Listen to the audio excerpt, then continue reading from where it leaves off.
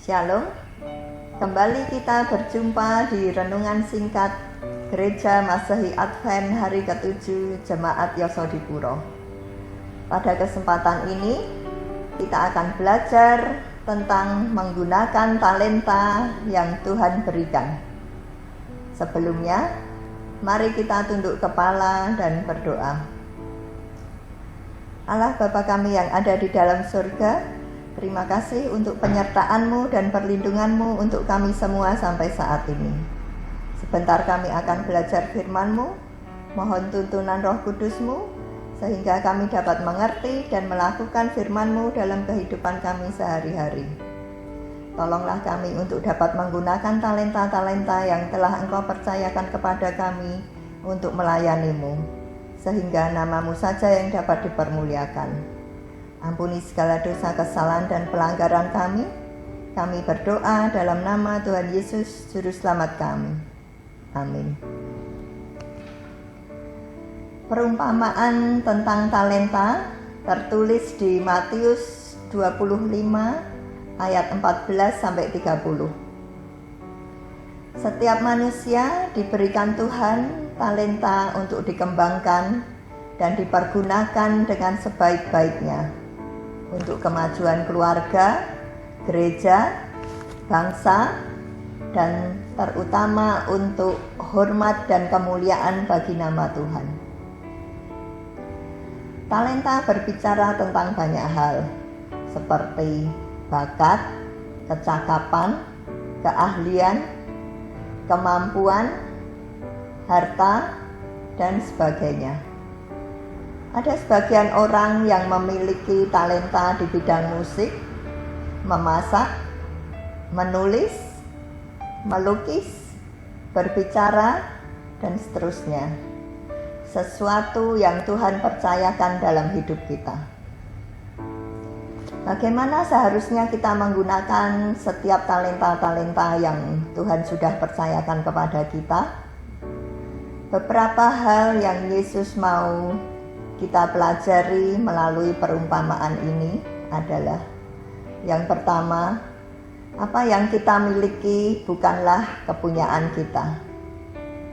Terdapat di Matius 25 ayat 14. Sebab hal kerajaan surga sama seperti seorang yang mau berpergian ke luar negeri, yang memanggil hamba-hambanya dan mempercayakan hartanya kepada mereka. Adalah satu hal yang umum bagi seorang pedagang kaya yang akan melakukan suatu perjalanan jauh untuk mendelegasikan tugas terlebih dahulu kepada orang-orang yang dapat ia percayai dalam mengatur banyak hal berkaitan dengan segala kepemilikannya. Orang-orang pilihan tersebut diharapkan mampu melipat gandakan kepemilikannya yang dipercayakan kepada mereka. Mereka hanyalah pengelola dan bukan pemilik. Terdapat di Mazmur 24 ayat 1.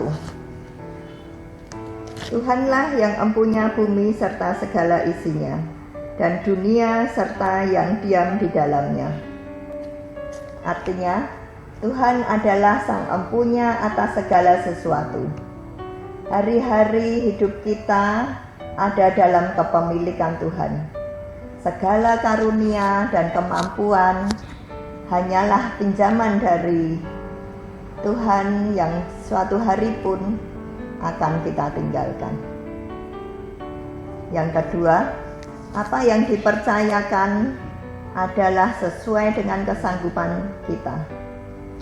Matius 25 ayat 15. Yang seorang diberikan 5 talenta, yang seorang lagi 2, dan yang seorang lain lagi 1, masing-masing menurut kesanggupannya, lalu ia berangkat.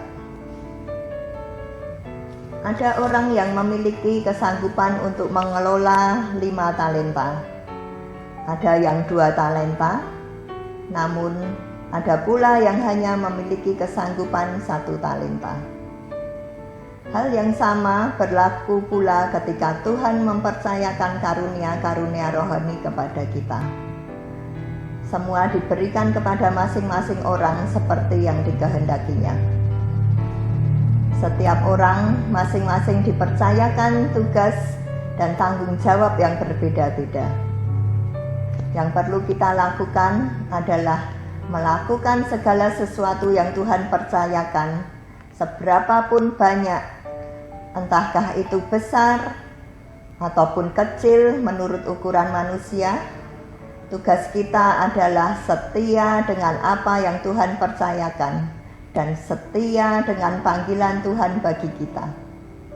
Hal penting yang harus kita ingat adalah bahwa semua yang dipercayakan itu haruslah digunakan untuk kepentingan kerajaan surga. Yang ketiga, apa yang dipercayakan suatu hari harus dipertanggungjawabkan. Terdapat di Matius 25 ayat 19.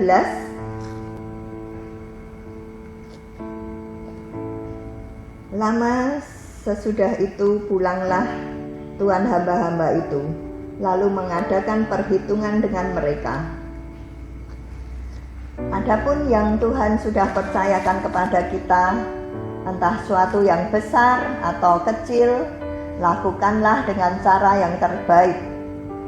Karena sesungguhnya Tuhan sudah melengkapi kita dengan kesanggupan yang kita perlukan. Hamba yang menerima 5 dan 2 talenta telah memutuskan untuk mau melipat gandakan. Sedangkan hamba yang menerima 1 talenta memutuskan untuk tidak mau mengambil risiko apapun. Kedua hamba pertama di atas bersedia bekerja keras, tidak mau menyia-nyiakan talentanya. Sedangkan hamba yang ketiga memilih untuk mengubur talentanya dan menganggapnya sebagai masalah. Termasuk hamba yang manakah kita? Ingatlah bahwa pesan ini juga disampaikan sebagai satu peringatan bagi kita bahwa Sang Tuhan sudah hendak kembali dan akan mengadakan perhitungan kepada hamba-hamba yang sudah dipercayainya. Siapkah kita?